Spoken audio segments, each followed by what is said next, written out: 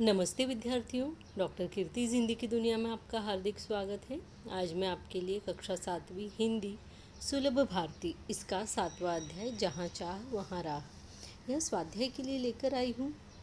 आज हम इसके स्वाध्याय को देखेंगे। इससे पहले मैं आपसे एक रिक्वेस्ट करना चाहती हूँ कि मेरे इस चैनल को लाइक कीजिए, सब्सक्राइब कीजिए और हो सके तो अपने फ्रेंड्स के साथ में शेयर भी ज़रूर से कीजिएगा, क्योंकि मिल बांट कर पढ़ने से ज्ञान बढ़ता है बच्चों, कभी भी कम नहीं होता। इस बात को हमेशा ध्यान में रखिए।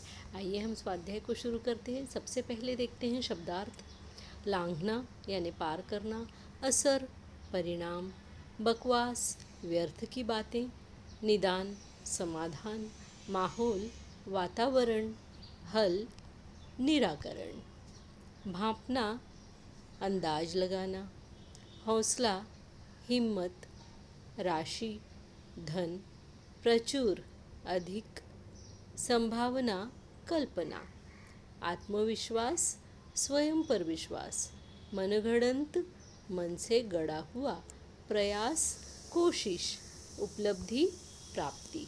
कहावत है बच्चों इस लेसन में, जो लेसन का नाम है जहाँ चाह वहाँ राह। यह एक प्रकार की कहावत है। इसका अर्थ होता है इच्छा होने पर मार्ग मिलता है।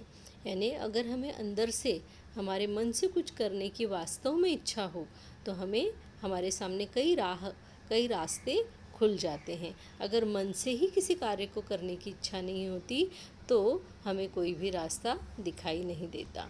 आगे देखते हैं बच्चों। उचित शब्दों के द्वारा रिक्त स्थान भरिए। यहाँ पर हमें शब्द दिए हैं प्रचुर, वृत्तांत, प्रयासों, अंतर्जाल और उपलब्धि। ये हमने यहाँ पर इस तरीके से फिल इन द ब्लैंक्स में भरे हुए हैं। डैश से हम जानकारी भी प्राप्त कर सकते हैं, तो अंतर्जाल से। अंतर्जाल यानी इंटरनेट बच्चों। संगठित डैश से काम आकार लेने लगा था, प्रयासों से। गांव के छगन बाबा ने डैश मात्रा में रेत उपलब्ध करा दी थी, प्रचुर मात्रा में। पूरे गांव के लिए यह अद्भुत उपलब्धि थी। उत्तर होगा उपलब्धि। जूही ने पुल के उद्घाटन का डैश बनाया, वृत्तांत। कथन के सामने सही और गलत के चिन्ह लगाओ। अब यहाँ पे हमें कथन दिए हुए, ये जो है ये सारे हमें कथन दिए हुए और ये सही है या गलत है ये हमें ढूंढना है। अब जब आप लेसन पढ़ते हैं तो लेसन पढ़ने के बाद आपको पता पड़ जाता है कि ये जो कथन है ये सही है या गलत है। उसके लिए आपको क्या करना होता है बच्चों, आपको जो है खूब ध्यान से लेसन को पढ़ना होता है। अगर आप ध्यान से लेसन नहीं पढ़ेंगे तब फिर आप इन क्वेश्चंस के आंसर नहीं दे पाएंगे। तो इसीलिए लेसन अगर कोई आपकी टीचर एक्सप्लेन कर रही है तो आप उसको ध्यान से सुनिए और घर आकर एक बार ज़रूर से पढ़िए। देखिए पहला दिया है गांव की बस्ती नाले के एक तरफ थी और पाठशाला दूसरी तरफ। तो ये बिल्कुल सही कथन है, क्योंकि गांव और स्कूल दोनों के बीचों बीच नाला बहता था। दूसरा है आत्मविश्वास भरा यह स्वर जूही का था। तो ये गलत है, क्योंकि आत्मविश्वास भरा यह स्वर जूही का नहीं बल्कि दामिनी का था। तीसरा, देखते देखते सामग्री के लिए आवश्यक राशि जमा हो चुकी थी। जो पुल बनाने के लिए जो सामग्री आने वाली थी ना, उसके लिए जो राशि यानी कि धन जमा किया था वो हो चुका था, धन जमा देखते देखते। तो उत्तर होगा यस, सही। हर कोई गंभीर होकर समस्या के हल के बारे में सोचने लगा। हाँ, सही। केवल 20 दिनों में सामूहिक श्रमदान से पुल, यहाँ पे फुल लिखा है ना बच्चों, यहाँ पर आपको लिखना है पुल। क्या लिखोगे आप इस जगह पे, ये पुल काट देना है, आपको लिखना है पुल। ठीक है, तो इस तरीके से आप पुल लिखेंगे। ठीक है, पुल बनकर तैयार हो चुका था। तो ये गलत है, क्योंकि केवल 15 दिनों के सामूहिक श्रमदान से पुल बनकर तैयार हुआ था। तो ये जो 20 दिन दिए ये गलत है बच्चों। दिए गए पर्यायों में से सही उत्तर चुनकर लिखिए। अब हमें पर्याय दिए हुए, जैसे ये आ और ई है ना, ये हमें पर्याय दिए हुए हैं। अब इन्हीं में से चुनकर हमें आंसर लिखना है। तो पहला दिया है येसम्बा गांव के ठीक बीचों बीच क्या हुआ करता था, एक नाला बहा करता था, है ना, नाला बहता था। दूसरा, यही संभावना एक दिन एकाएक काम कर गई, अ वाला उत्तर होगा, है ना यहाँ पर। दूसरा है तीसरा है विज्ञान की पुस्तक में हम सब ने क्या पढ़ा है, पुल की जानकारी पड़ी है। तो यही हमारे यहाँ हमने फिल इन द ब्लैंक्स में उत्तर लिख दिया। लेकिन क्या हम हर बरसात में ऐसे ही चर्चा करते रहेंगे? ये आ वाला उत्तर आएगा यहाँ पर। ठीक है बच्चों। पांचवा देखिए, हर व्यक्ति इस विचार और विद्यार्थियों के हौसले की क्या कर रहा था? प्रशंसा कर रहा था। तो ये हमने यहाँ आंसर लिख दिया है। आगे देखते हैं, नीचे लिखे वाक्य किसने किससे कहे हैं। यानी ये जो आपको वाक्य दिए हैं ना बच्चों, 1 2 3 4, ये किसने किससे कहे हैं। तो इसके लिए भी आपको लेसन बड़े ध्यान से पढ़ना जरूरी है ना। तो आज इतने विद्यार्थियों के उपस्थित रहने का कारण क्या है? ये किसने किससे कहा था? गुरुजी ने विद्यार्थियों से कहा था। उन्होंने देखा स्कूल में आज उनकी कक्षा में बहुत कम विद्यार्थी आए थे, तो इसलिए उन्होंने विद्यार्थियों से ये प्रश्न पूछा। हम कर भी क्या सकते हैं, हम तो बच्चे हैं, ऐसा किसने कहा था? तुषार ने अन्य विद्यार्थियों से कहा है ना।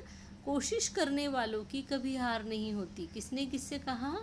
दामिनी ने अन्य विद्यार्थियों से कहा, क्योंकि सब विद्यार्थी मिलकर बातें कर रहे थे, तब दामिनी ने यह बात अन्य विद्यार्थियों से कही थी। नंबर 4, जब कभी शहर गए हैं बड़े बड़े पुल देखे भी हैं। उत्तर, आशीष ने अन्य विद्यार्थियों से कहा है। यह वाक्य है ना बच्चों। निम्नलिखित प्रश्नों के उत्तर एक एक वाक्य में लिखो। अब अगला देखिए, हमें प्रश्नों के उत्तर लिखना है। पहला प्रश्न आपको दिया है, गांव की पाठशाला में प्रार्थना कक्षा में क्यों हुई?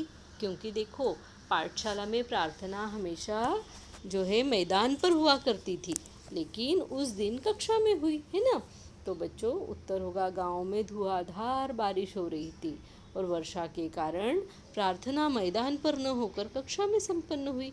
क्योंकि बारिश में मैदान में कैसे करते प्रार्थना? प्रार्थना मीन्स प्रेयर बच्चों। आप स्कूल में जाने से पहले जाते हो तो सबसे पहले प्रेयर करते हो ना, और उसके बाद में आपके क्लास स्टार्ट होते हैं, है ना। लेकिन आजकल के स्कूलों में तो क्लास में ही प्रेयर कर लिया करते हैं, पर पहले क्या हुआ करता था, बड़े से मैदान स्कूल में जो हुआ करते थे, जिसमें आप आपके रिसेस टाइम में या ब्रेक टाइम में खेलते हैं, तो उस मैदान पर ही स्कूल के सारे बच्चे इकट्ठे हुआ करते थे, और वहाँ प्रेयर होने के बाद ही वे अपनी बैग लेकर अपने क्लासरूम में जाया करते थे। तो इसलिए यहाँ पर ये आंसर आएगा। ठीक है बच्चों। उस दिन कक्षा में बहुत कम विद्यार्थी क्यों थे? ये हमारा दूसरा प्रश्न है। उत्तर होगा, गांव और पाठशाला के बीच से बहने वाले नाले में धुआंधार बरसात होने से 5 फीट तक पानी भर गया था। पाठशाला आने के लिए इस नाले को लांघना विद्यार्थियों के लिए असंभव था, इसलिए उस दिन कक्षा में बहुत कम विद्यार्थी थे। सही है ना बच्चों। उन्हें ये नाला पार करके बच्चे जा सकते थे क्या? बच्चे तो छोटे छोटे होते हैं स्कूल में जाने वाले, इतने बड़े नाले को पार करके कैसे जाते? इसलिए उस दिन कक्षा में बहुत ही कम विद्यार्थी थे। ठीक है, आगे देखते हैं बच्चों। कौन सा गीत गाँव में प्रचलित हो गया था? उत्तर होगा, गाँव में बरसात, नाले में भरा पानी, पाठशाला से छुट्टी, ये संबा की यही कहानी। यह गीत गाँव में प्रचलित हो गया था, है ना। सब बच्चे ये गीत गाया करते थे जब बारिश हुआ करती थी, और जैसे ही बारिश होती थी उन्हें पता रहता था कि अब हमारे स्कूल की छुट्टी है। प्रश्न 4 दिया है आपको, पुल बनाने के लिए सामग्री खरीदने के लिए कितना पैसा एकत्रित किया गया? तो बच्चों आपको याद है ना कि गांव के सभी लोगों से 20-20 रुपये लिए गए थे। तो हम यहाँ पर लिखेंगे, पुल बनाने की सामग्री खरीदने के लिए 20-20 रुपये एकत्रित किए गए थे, है ना। सबसे 20-20 रुपये लिए गए, तब जाकर बहुत सारा धन एकत्रित हुआ था, जिससे कि पुल बनाने का सामान लाया गया था। अगला देखिए बच्चों, निम्नलिखित प्रश्नों के उत्तर अपने शब्दों में लिखो। अब आपको यहाँ पर अपने शब्दों में अपनी सोच के अनुसार यहाँ उत्तर लिखना है। तो कहानी के शीर्षक की सार्थकता बताइए। अब यहाँ पे हमें बताना है कि कहानी का ये जो शीर्षक है ये किस तरह से सार्थक होता है इस कहानी के अंदर, क्योंकि इस जहाँ चाह वहाँ राह, ये हमारी कहानी का शीर्षक है। कहने का मतलब हमारे लेसन का टाइटल है। तो ये टाइटल हमें लेसन में जो स्टोरी दिया हुआ है उस स्टोरी के अकॉर्डिंग कैसे हमें पता पड़ता है कि ये जो टाइटल है वो बिल्कुल सही है। क्या ऐसा हुआ है इस कहानी के अंदर जो कि इस टाइटल को सही सिद्ध करता है। तो बच्चों हम लिखेंगे कि कहानी का शीर्षक जहाँ चाह वहाँ राह। यह एकदम उचित शीर्षक है, यानी एकदम सही है, क्योंकि व्यक्ति में कुछ करने की चाह हो, यानी कि करने की इच्छा हो, तो उस कार्य को पूर्ण करने के लिए रास्ते अपने आप निकलते चले जाते हैं। ये संबा गांव के विद्यार्थियों पर यह कहावत एकदम सही साबित होती है, क्योंकि इतने छोटे बच्चे होते हुए भी उन्होंने अपनी इच्छा शक्ति के कारण वह कार्य कर दिखाया जो उस गांव के बड़े बड़े लोग भी आज तक नहीं कर पाए थे। गांव के लोगों में आज तक इस परेशानी को दूर करने की इच्छा ही नहीं जागी थी, परंतु बच्चों की लगन को देखकर गांव के कई लोग उनकी मदद के लिए आगे आए। किसी ने रेत दी तो किसी ने श्रमदान दिया।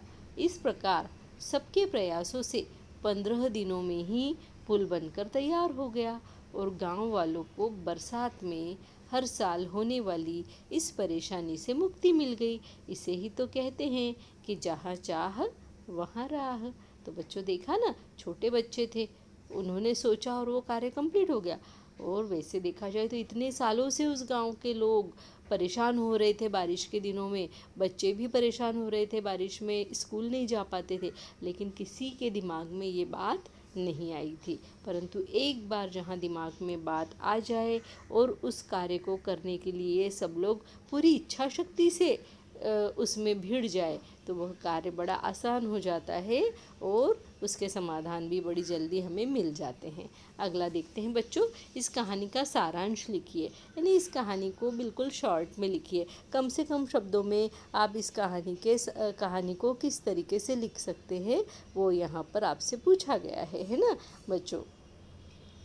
तो चलिए हम इसके आंसर को देखते हैं कि येसंबा गांव के ठीक बीचों बीच एक नाला बहता था। गांव की पाठशाला नाले की दूसरी ओर थी। आप यहाँ पर ये भी लिख सकते हैं कि येसंबा गांव के येसंबा गांव एवं पाठशाला के बीचों बीच से एक नाला बहा करता था। बरसात के दिनों में नाले में 4 से 5 फीट तक पानी भर जाता था, जिसके कारण बच्चे पाठशाला नहीं जा पाते थे। एक बार बच्चों ने आपस में बातचीत करके नाले के ऊपर एक पुल बनाने का निश्चय किया। गांव के सब लोगों से 20-20 रुपये एकत्रित करना शुरू किया। धीरे धीरे गांव के लोग पाठशाला के शिक्षक आदि बच्चों की सहायता के लिए आगे आ चुके थे। बुजुर्गों का अनुभव, युवाओं की शक्ति और विद्यार्थियों का उत्साह, इन सब के संगठित प्रयत्नों से सिर्फ 15 दिनों में ही इस नाले पर पुल बनकर तैयार हो गया और गांव के लोगों की बारिश में होने वाली हर साल की परेशानी दूर हो गई। इस तरह से हम कहानी के सारांश को लिखेंगे बच्चों। तो सारांश हमारा बहुत छोटे से छोटा होना चाहिए। आपकी 7 से 8 लाइन में अगर आपका सारांश आ जाता है तो बहुत ही अच्छी बात है ना बच्चों। आगे देखते हैं। अध्ययन कौशल के अंतर्गत आपको प्रश्न दिया हुआ है आपकी बुक में। पेज नंबर है आपका 2021, है ना। तो संदर्भ स्रोतों द्वारा निम्न रोगों से बचने के लिए दिए जाने वाले टीकों की जानकारी सुनो और संकलित करो। तो बच्चों यहाँ पर हमें जो दिया हुआ है टीकों की जानकारी, तो कौन से रोग यानी कौन सी बीमारी पर कौन सा टीका दिया जाता है। अब देखो बच्चों, यहाँ पर ये जो मात्रा है ना ये गलत है, टीकों है ना, इस तरीके से होना चाहिए। अब देखिए, रोग कौन सा है, तपेदिक या फिर टीबी, उसके लिए टीका होता है यानी वैक्सीनेशन। टीका मीन्स वैक्सीनेशन बच्चों। तो उसका वैक्सीन होता है बीसीजी। डिफ्थीरिया, इसका वैक्सीन होता है डीपीटी। खसरा, इसका वैक्सीन होता है एमएमआर। रोटावायरस, इसका होता है रोटावायरस टीका। टाइफाइड का टीका होता है टाइफाइड टीका। Rubella MMR. Hepatitis A. Tetanus toxoid. और अब तो बच्चों आपको मालूम है ना, कोरोना के लिए कोवैक्सीन, कोविशील्ड, इस तरीके का आपको एक नया और वैक्सीन मिल गया है। आगे देखते हैं बच्चों। मिलती हूँ आपसे किसी अच्छी सी वीडियो में। तब तक के लिए धन्यवाद। नमस्ते बच्चों।